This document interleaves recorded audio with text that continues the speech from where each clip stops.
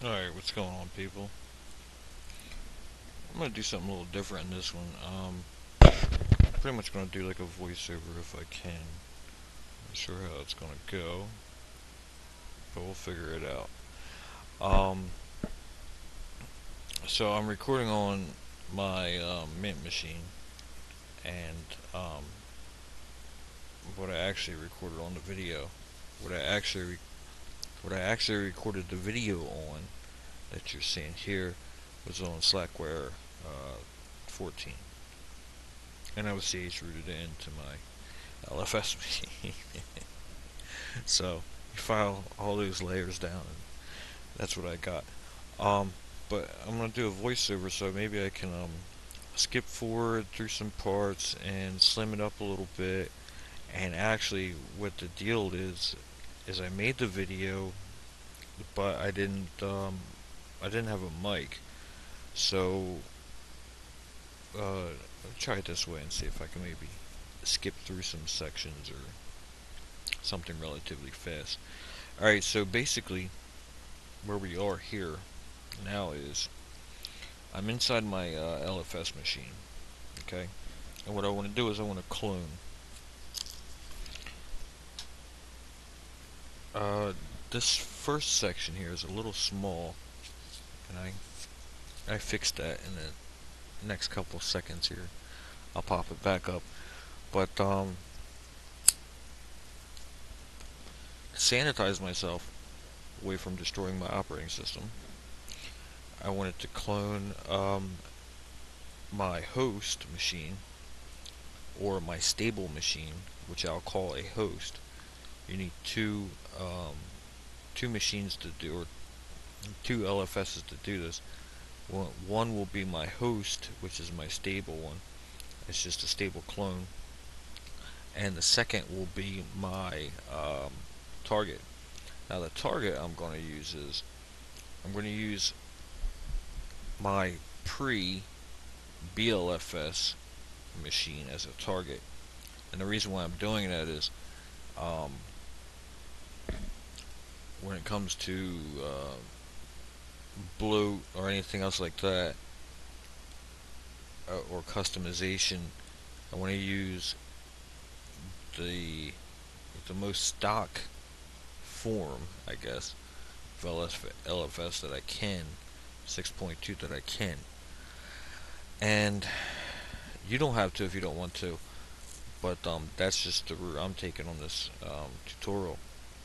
Now, I did a 6.2 live CD fail like last year, and I got hung up because of what essentially I think happened. Um,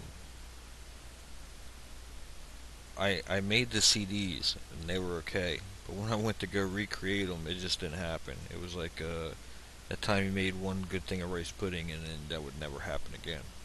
It took me like a year to get back, and I went through all the same routines that I did before, all the same documentation, and like I said, it took like over 200 tries to get back. And what I eventually settled on was somehow I must have deleted one of my partitions that I was actually I must have cloned my host partition and deleted the original, because I had all kind of user permission errors and everything else like that. But and my host machine was set up with a user and it wasn't right. That's what I'm more leaning towards. But the reason why that's one of the reasons why I'm using the pre-BLFS machine state. Okay, if you're still following me here, I'm using the pre-BLFS state and building up that state, which I'm going to call a target. I'm building up that target machine, and I will then burn that target machine, and that will become the live CD. Um,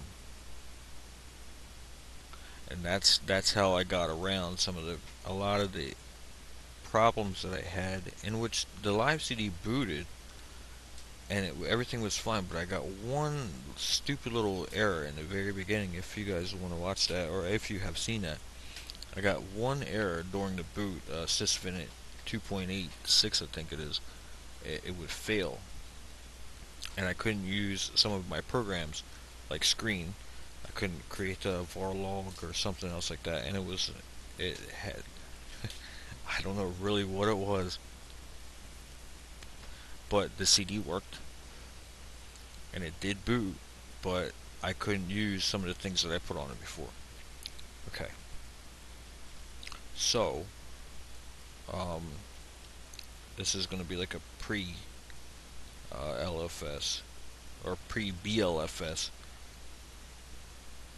target machine that's going to be built up with packages like Screen, SSH. I have configs in there. I got the make ISOFSs in there, stuff like that.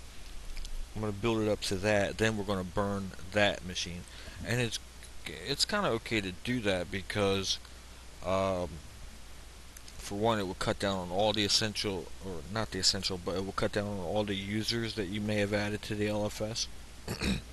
It will cut down on a lot of the bloat that you may have added by using your LFS.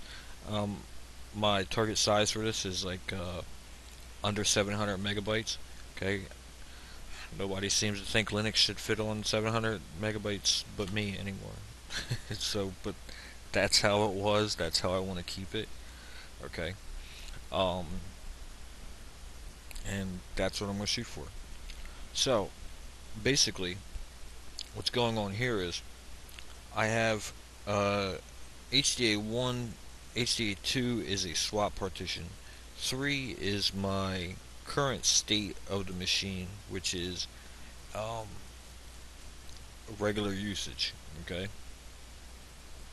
Now, what I'm going to do is I'm going to clone that state, or I'm going to clone my machine as is, because I want to create a little layer of abstraction here so I don't destroy my LFS.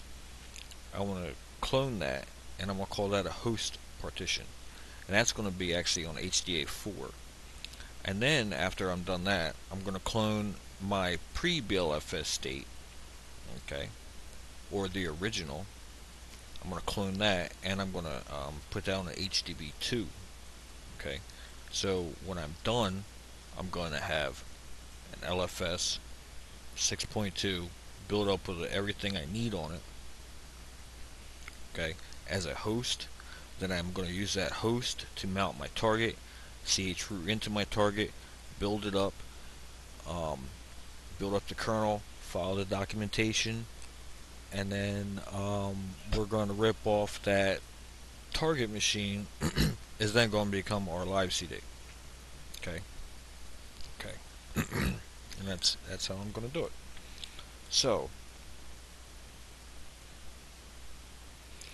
we go here. Just see each renamed my LFS from my excuse me, from my Slackware machine. Okay, and right now I'm just preparing. I'm getting ready to clone my my partitions here. Like I said, I'm going to clone the current state of my machine, which is like everyday use. Well, not everyday use, but could be considered for everyday use. I'm going to clone that target, or I'm going to clone that machine, and then I'm going to call that clone a host machine. And I'm going to use that host machine to jump in um, and clone on my target machine. So basically, I'm doubling the amount of operating systems that I have right now on my machine, because this this process actually takes 2 LFSs. I'm just cloning them over. I'm just getting some GPM going so I can get a pointer. And here we go. Can I get this bigger? I guess not. I think I could try CVLC. Maybe I'll try that in the next one. But first, I have old partitions here. I'm going to delete these partitions.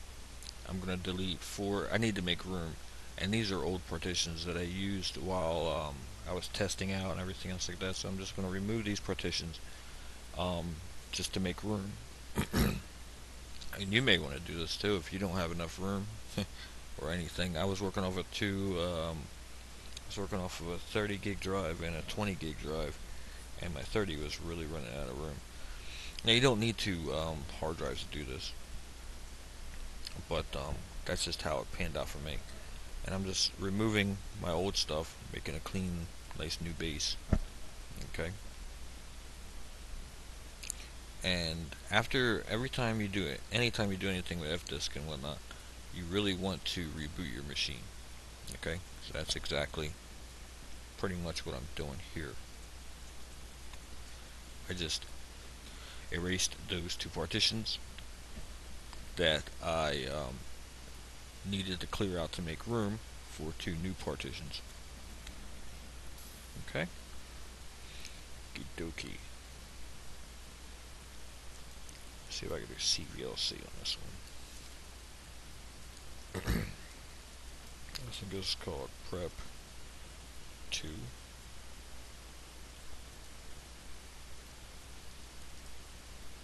Okay, good deal. And then this one I popped up the popped it up a little bit so you guys can see. Okay. So slow down. Let's go a little faster. I'm SSHing into my current machine. Okay. Right now. And what I want to do is I want to make a partition, that way I can clone over the current state of my machine. And I'm going to clone over HDA3 is the current state, and I'm going to clone that over. First I need to make a partition, but I'm actually going to partition off while I'm here. I'm going to partition off a place for my target machine too. It's just a partition. I didn't clone it yet. It's just a partition. Okay. Creating a new partition, HDA4. This is going to be my host machine, or it's going to be a clone of my current state. Okay. And as far as the block size goes, this is like 7 gigs. Now, try to approximate it, get it as close as you can. I try to get it with the kilobytes, and I only ended up with about 500 and something loss. Okay, maybe 516 loss or something, 504. Okay, and that's good enough for me. That's good enough. Now also too, I'm going to fdisk, and I'm going to make a partition for my pre-BLFS state. Okay, which in this case is HDA1. When I say pre-BLFS, I mean just as is, like when you rebooted your machine after your first LFS, and it was there, okay, and it was up, and it had nothing on it, and that's where I'm at. Okay, and you do want this to be a stripped down CD, so it's not really a bad idea to actually clone over the stripped down version, even if you have to strip it down even more.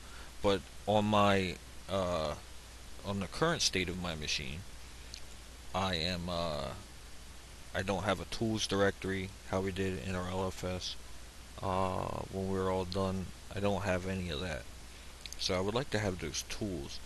And sources, I don't have any of the original sources either. I deleted them, but I needed to delete them anyway for the live CD because they were just taking up too much room. I think I was left out with 700 megabytes or 900 megabytes with the sources. Now, didn't want that much, so. But I did install wget, so we can go ahead and get those sources a little bit easier if we need them. Okay. So now I'm fdisking, creating a second partition on my 20 gig hard drive. This is going to be where my LFS pre-BLFS is going to be. It's only 6 gigs or something. I just approximated and got as close as I could. It's only about 30 loss. It's not bad. 30 bytes. think. Or am I not looking right? Okay, so now we have our two partitions right here. Okay, and we're pretty much set. Two partitions. Go ahead and we'll start the clone. And my clone syntax, I'll show you.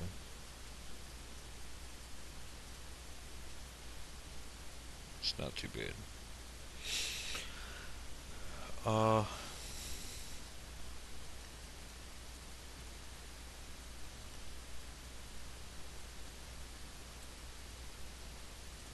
Okay, now I have to edit my menu.list. Now my menu.list is actually on a different partition. It's on HDA1. But I want to edit my menu.list and take out the old menu or the old titles for the two partitions I had just deleted. But I had made two more partitions. That's understandable. But I want to take out these old partition or these old grub menu entries. Okay. And after this, I should be ready to reboot and clone over. Now, the first clone I'm going to do is UUIDs. I'm not really worried about them. Grub 97 really doesn't run with UUIDs, but if you have a machine that does use UUIDs, change them because you'll be booting off the same machine. But on 97, it's not a factor. First clone is going to be my host machine. Okay, and that host is going to be the current state of my LFS, which is, let's call it bloated, which is not really bloated, but let's call it bloat LFS. I'm going to clone bloat LFS over to another partition, which I'm going to call host, and then I'm going to clone pre-BLFS over to target. Okay, and this is my clone syntax. DD input file dev HDA3. That's just where I have my partition.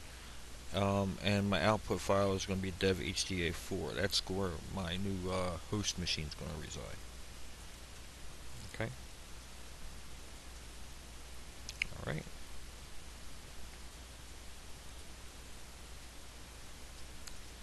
And by doing this, I really won't ruin anything. And the reboot. Okay.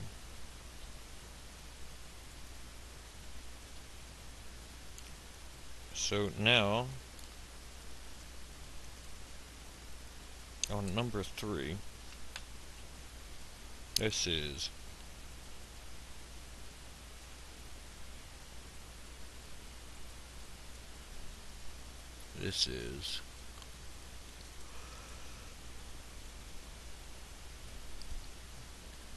okay, after my clone's all done, I'm already cloned over.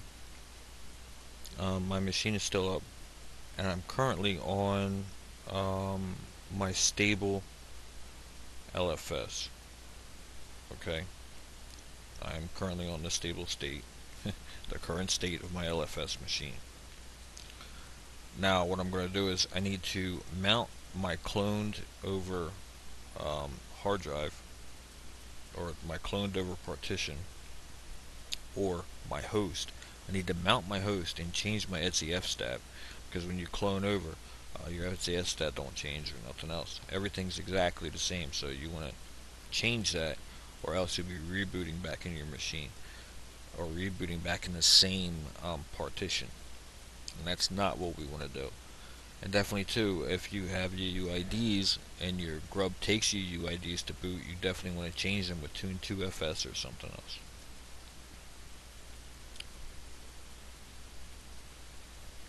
Pop it up a little bit.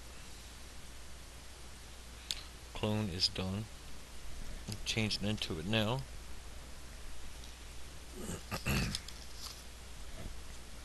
I have to change the fstab. That way, we will be on the machine.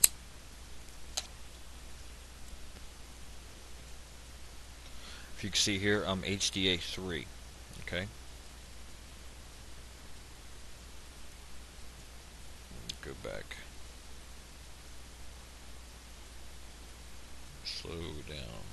see. How do I go back? I don't know. But I mounted my new clone to HDA4. Now this is the F-stab of HDA4, and you notice it's still pointing to HDA3. So let's go ahead and let's change this. It's very important. Oftentimes I do forget to do this sometimes, and that can really spell disaster.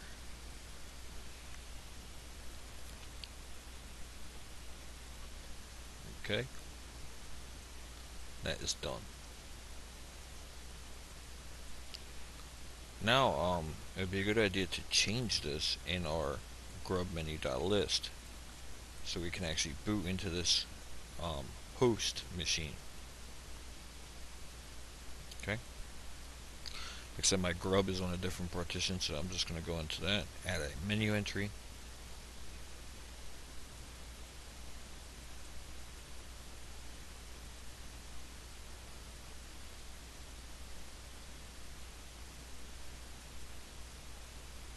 Okay.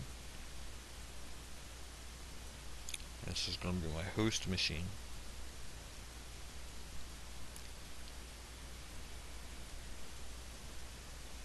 Now if you'll notice, I actually have two kernels. I have a 2.1627 and a 2.6.22. I want to use the lower gauge, not lower gauge, lower version kernel. The reason is, I don't want to pick up any of the, I don't want to pick up too many of the drivers that I have loaded for this current machine. Okay, because my CD is going to be a stripped down CD, and it's going to be a minimal CD. And I really don't want to start loading drivers for everything, say sound mixers and everything else like that.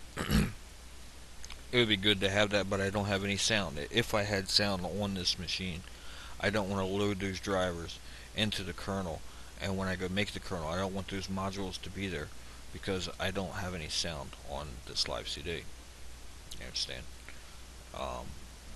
And it keeps it nice and low. And if you load, say, a huge kernel, what's going to happen is when you go make the menu config, it's going to pick up all those old drivers from your other OS. Okay, so this is going to be my next clone. It's going to be my target machine now. Okay, and it's going to be HDA1. I'm going to clone that over to HDB2. Okay. You want to kind of keep it as minimal as possible. Well, I do anyway. I want to keep it as minimal as possible. This would be machine specific. It won't really be something that you can take and give out as Christmas presents or anything else like that. Although you could do that if you made something like an all modules config or something, but then the kernel's just going to be huge, and you know, it's geared for all types of machines. And if you wanted to make, like, say, a distro or something, that may be a good idea. But for me, and I want to keep it minimal, maybe even just have my CD as a backup CD that I can use on this or that, just as a little plaything. I really don't want to load like tons of crap in my kernel. Okay. And one way to do that is just to use a minimal kernel. Okay. So now my clone is done. My target machine. So I should be done cloning now.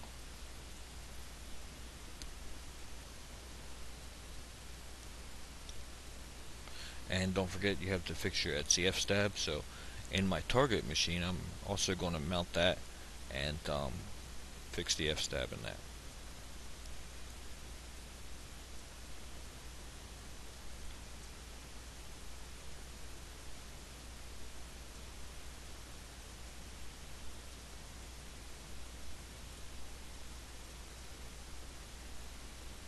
Okay, you can see that here we are on, if you look up, you can see the dev HDA4, that's where we are now, or that is our host machine now. It's not the current state. It is not the current LFS, the everyday use LFS, but it's actually a clone of that. And this actually separates you so you can't destroy your operating system. Okay. Need to mount my target clone. I'm going to mount that, fix the F-stab.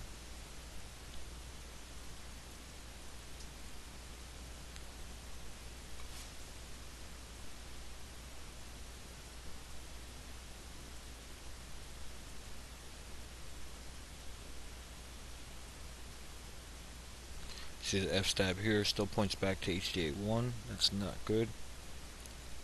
And the swap I'll leave that there for now.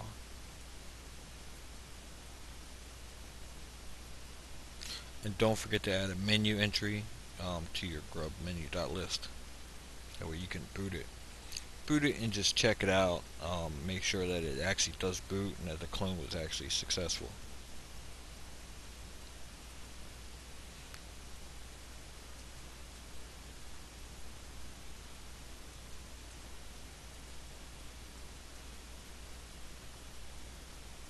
This is about the only thing I copied over, I think, if I did copy it over.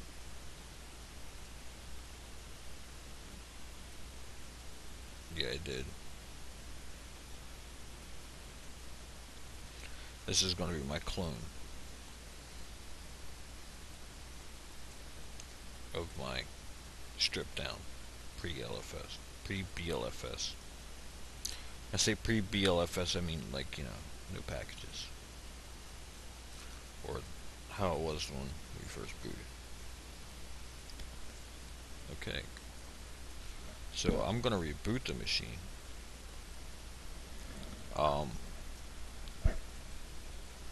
And in the meantime, I'm gonna go ahead and I'm gonna go package shopping. See what we want on this. Now, we don't really. Well, I'm just putting what I want on this, but you can add more things to it. It doesn't matter. But I'm keeping it all separated so I can go ahead and just download into a directory. First thing I want to do is I want to get the book, okay, BLFS book, and I'm going to get the LFS book. And I'm also going to put those two on the CD too. The BLFS book is a good thing to have around, kind of always. If it's a good resource to point to when you need to look for packages, look up how to reconfigure things, configure things. Alright, you may install, say, links without graphic support, and then you add graphic support, and then you have to go back and recompile links, but you don't know how to, so you go back to the book and they'll show you how to. Okay? But I'm going to get the no chunks version of LFS and BLFS.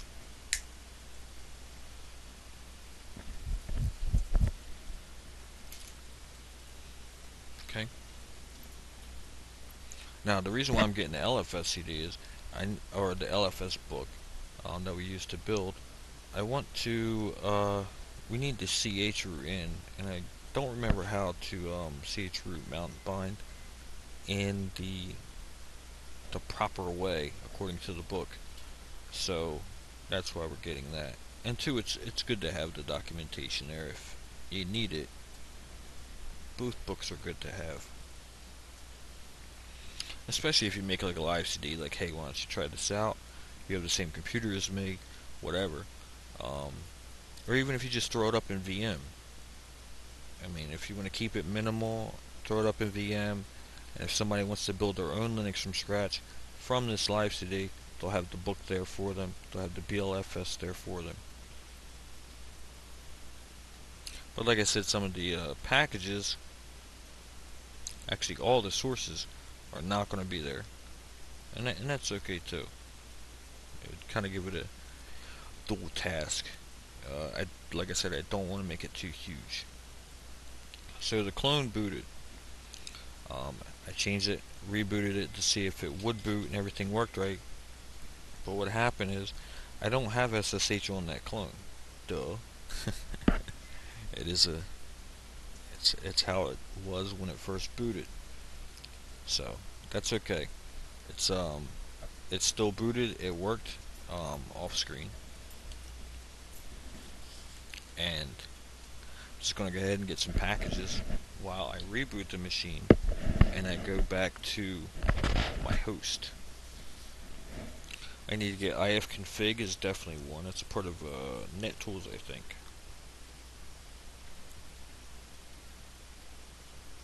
And right now I'm just shopping, but I do need ifconfig, and I need to get all the patches. I'm pretty much gonna cruise through this part here. Um, Need to get the patches and packages and everything else like that, but this is more BLFS stuff here. And I have some BLFS toots on this particular version, 6.2, that gives you more in-depth on how to install what at what time. I'm just putting this in a little while loop at the bottom here. So I have my packages, but I'm putting that in a little while loop so I can watch what I download if it actually goes to where I need it to go. So I'm not flipping back and forth and saying, you know, did I download this in the right directory? So that's just doing its thing in the back. Well, its own little window there. wget is another tool that I want. You can see in the bottom wget is appeared. Okay. OpenSSL. I want to run SSH, so and SSL is one of the requirements. So I'm getting OpenSSH.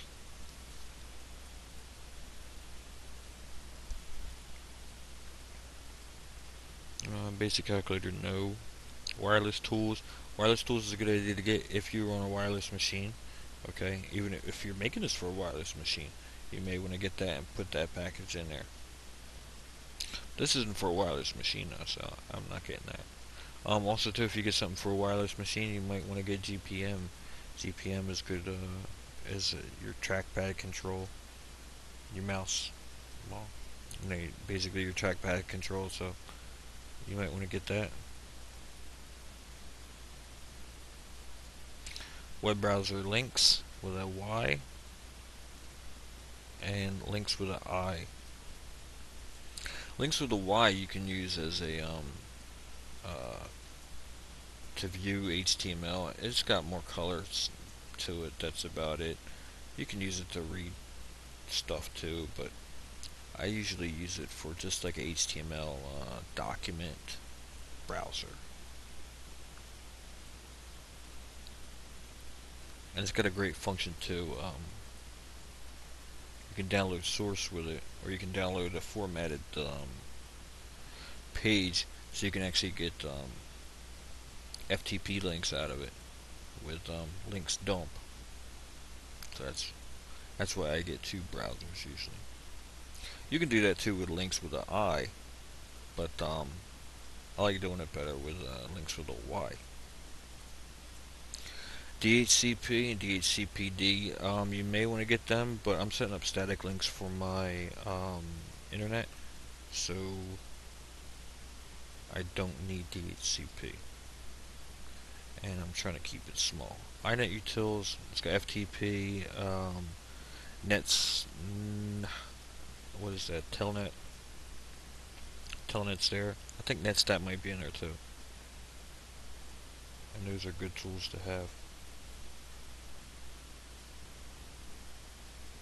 OpenSSH is coming down. I need that. OpenSSH is really good to have on a live CD if you can, you know, really good so you can chroot into stuff, or you can you can remote in and build if that's the case, or remote in and play. And traceroute. Traceroute's a good networking utility that we don't have.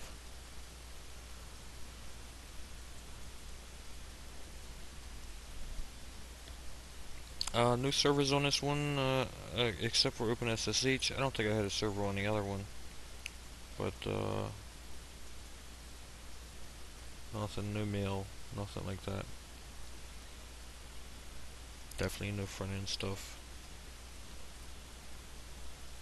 Uh, CDR tools, you kind of want to get that. If you don't have a host system with CDR tools, you need CDR tools to build this because you need to make an ISO. The only way to make an ISO is make ISOFS. And if you don't have that, then you need that for your host machine to actually build an ISO. And the ISO is what will burn for a live CD. So you definitely need that. And it's good to have that on a live CD too, in case you want to make an ISO from the live CD on something.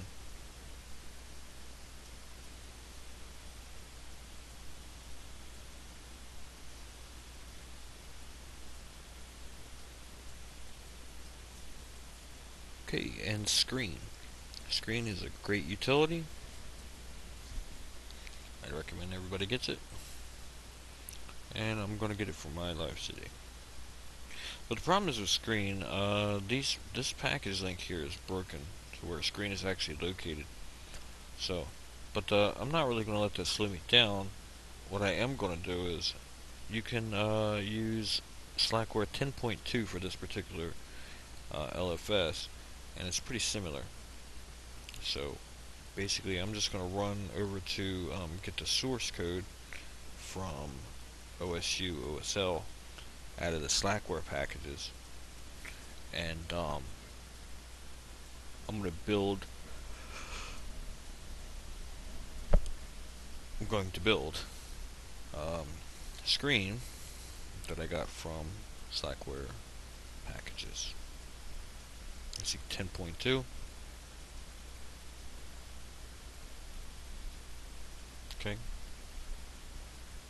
And follows that list. I'm going to search for it, find it. It's in 8P. And follow my URL. I'm sorry, I've got this thing at like 2 times the speed, but follow the URL and see what's going on there.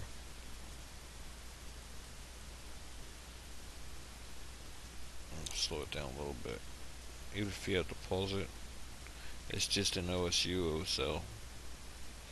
While I'm here too, I'm going to go to kernel.org and go pick up another kernel. Now, I got 2.6.22. I really didn't want to stray too far ahead or lag too far behind with the documentation I'm going to get. I think the documentation is from around 2006 or something. And I wanted to get a kernel that was relative around that time, and not something, say, like a 3 kernel or nothing else like that, because you got, UDEV's different, systemd is different, and you know, I want this to work, and the only way it's going to work is if I follow the documentation. So I need to make it a little relevant to that time period. And 2.6.22 was just about the time I was kind of stretching it to where I could, it had more drivers for me, and it had good loopback, which loopback was supported in 1627, but I didn't really want to go too old with a kernel. And it had initrd support, and it had RAM disk and all that other stuff that we need. And we'll get into that when we get to the documentation on actually building the live CD. And right here my internet hung on me. So I did some things like wait.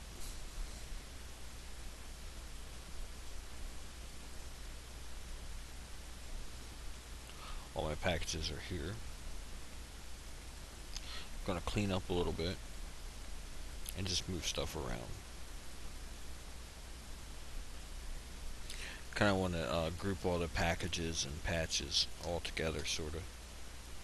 And then what we'll do is, since this is on my Slackware machine, I don't have internet connection to my LFS machine. I'm going to take and I'm going to bundle all these up Then I'm going to S copy them over to my LFS machine, and then I'll S copy, or then I'll move the packages from my host machine, where they'll land, over to my target machine.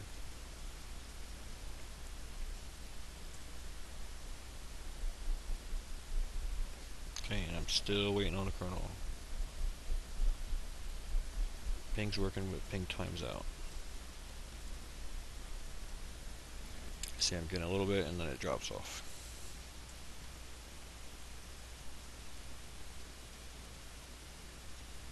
Alright, so at this point, I just let it go ahead, and I cut the video, let the kernel finish downloading, and it was good to go.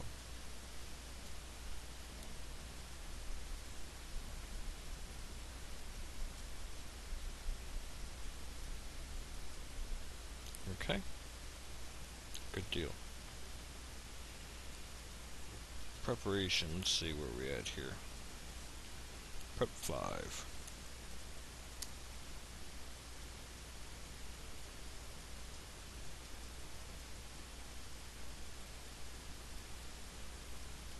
Prep 5.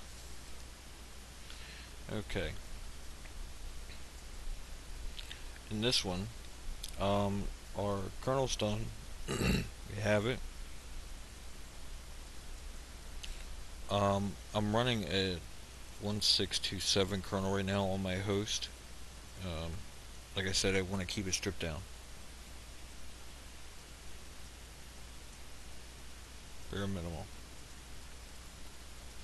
I'm compressing my packages here that I just downloaded. I'm going to compress them and tar them up, and I'll send that to my machine.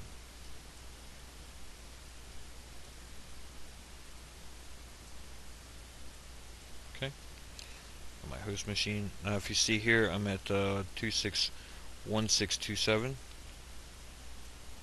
Okay. Now, if I was to beef up this kernel now on my host and then clone the whole thing over, I would be getting a lot of drivers that maybe I don't necessarily need. Okay, so that's why I kept the host kernel down, and I'll build up the kernel for the target. Then I'll have to come back and build up this kernel too, because I need loopback support. Okay,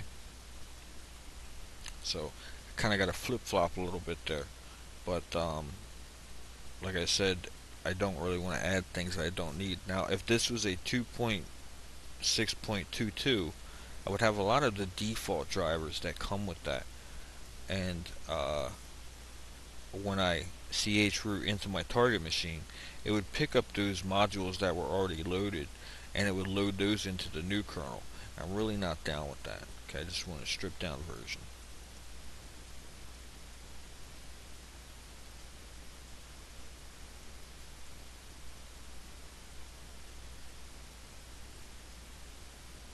Okay, so now I'm copying over my packages from my Slackware machine. I'll copy them over, or S copy them over to my target machine.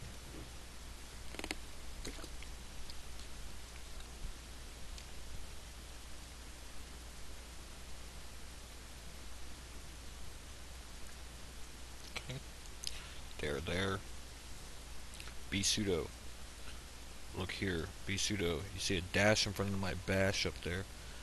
Now you're the only user on this machine, if that's the case.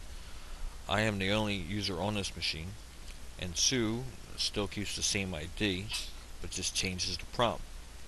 So, with previous live CDs, I've noticed that if I wasn't sudo, or if I wasn't Sue, I would have permission problems when it comes to making var logs and everything else like that for running processes of programs that I want to run for screen, and I think SSH too. So you want to be Sue when you do this. My prompt will change. Okay.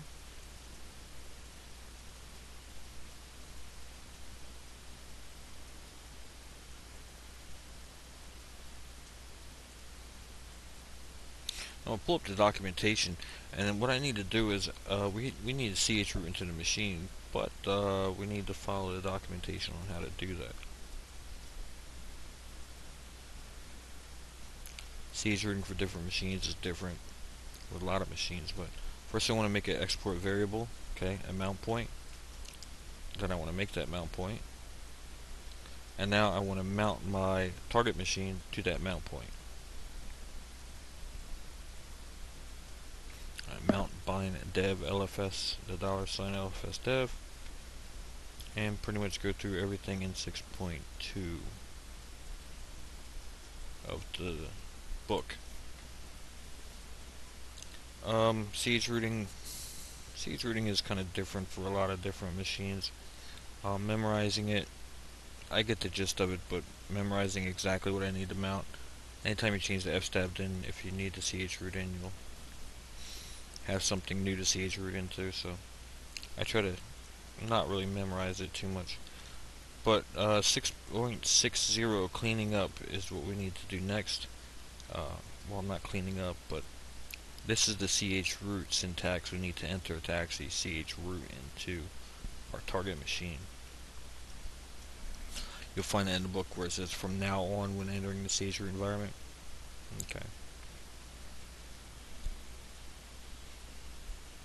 And the reason why this one is different than the others is because the others are still pointing to the tools path. This one is not. And that's why we're using this one. Okay. So we are root, group 0, UID 0, and we are inside of our LFS target machine. Notice the partition has changed. We have all these sources here. Here I'm attempting to kind of make some room inside of this, all of my sources. I tried to save my sources. That would be really nice to have, but the size was too big. It ended up being like 900 megabytes, and I couldn't compress them anymore. And I had some open files in here that I got rid of in an attempt to slim this up a little bit, but that didn't happen. So I eventually ended up getting rid of all my sources. And you really don't need the sources if you're just running around with it. But if you're going to use this to actually build off of a new, build a new Linux from scratch, then you would, well, I would have to, in this case, go get more sources.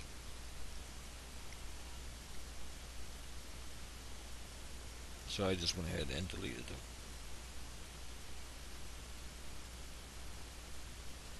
So you want to kind of make this a little universal, and what I mean by that is, if you have passwords or anything else like that that you have on your target machine, or host names or anything else, you kind of want to change them so that if you do hand it to somebody, you don't have to, everybody's not going to be Douglas. They can be something generic like LFS 6.2 live CD. And a password, you really don't want to get pestered with, hey, what's the password? Change your password to something that's easy. Open is not an option. Do not do open. But for this instance, my password to this live CD was live CD, or password even. Your network devices here, your IP and everything else, your broadcast.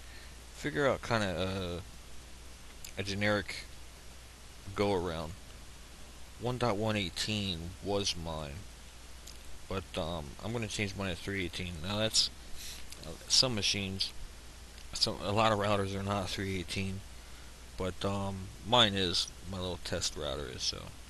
And I can always change this when I boot up the machine. If I need to change the IP, I can always do that with ifconfig. Okay. See here we're about 718 megabytes. That's pretty close. And that's actually going to shrink.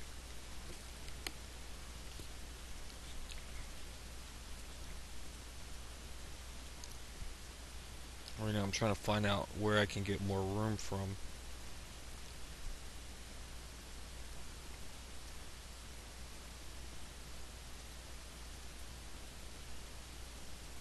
Okay, and I don't have any of my sources that I downloaded, any of my tools, my new stuff. I didn't put anything over to the target machine, so I just exited the chroot environment to move them over.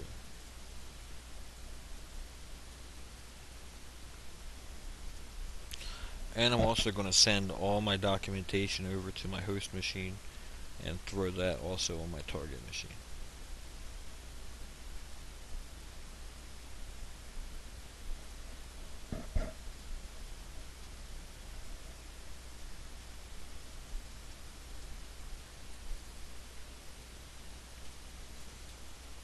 Okay, good deal. I wanted you to see something back there, but I don't know if I'll be able to. I don't think I'll be able to rewind to it. It was kind of quick.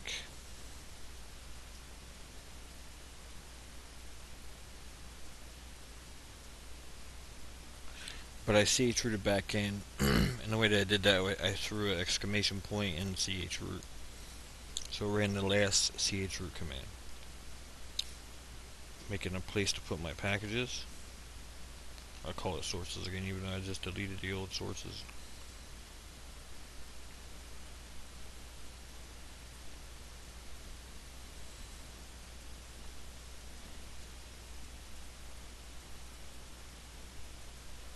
Okay, now it's time for BLFS.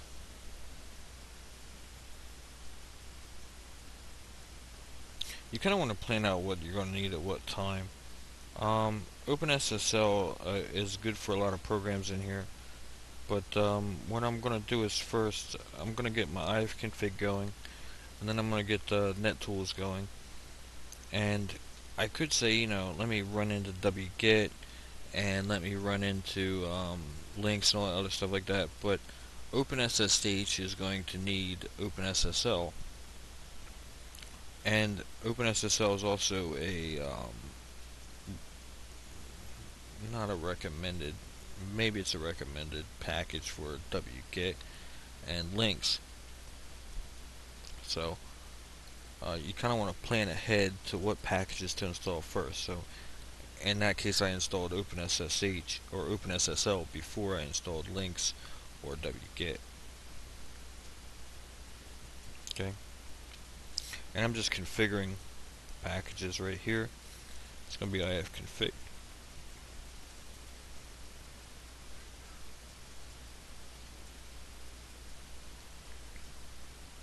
Kind of speed through this.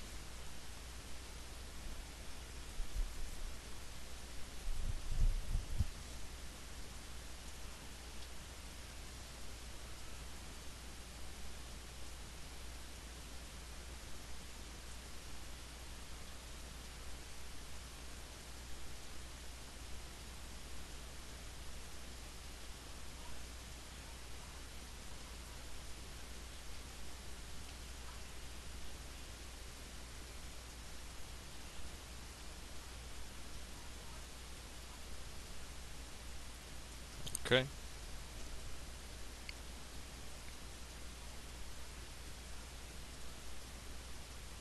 Make.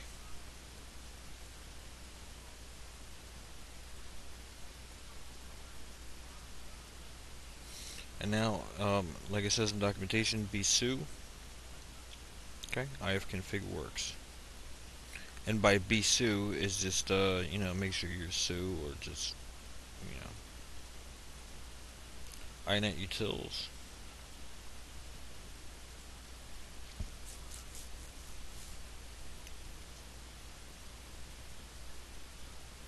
We need to throw our patches.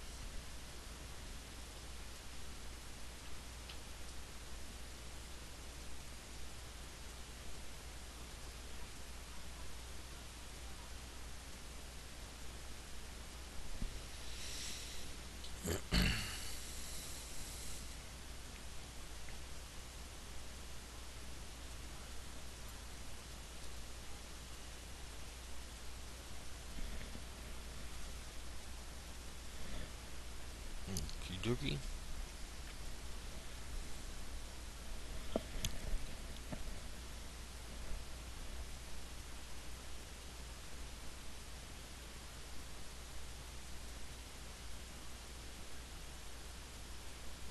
Right, so that's that. I'm just gonna cut the video here, and pick it back up in the next one, and be installing a little bit more packages and getting ready. So, peace out.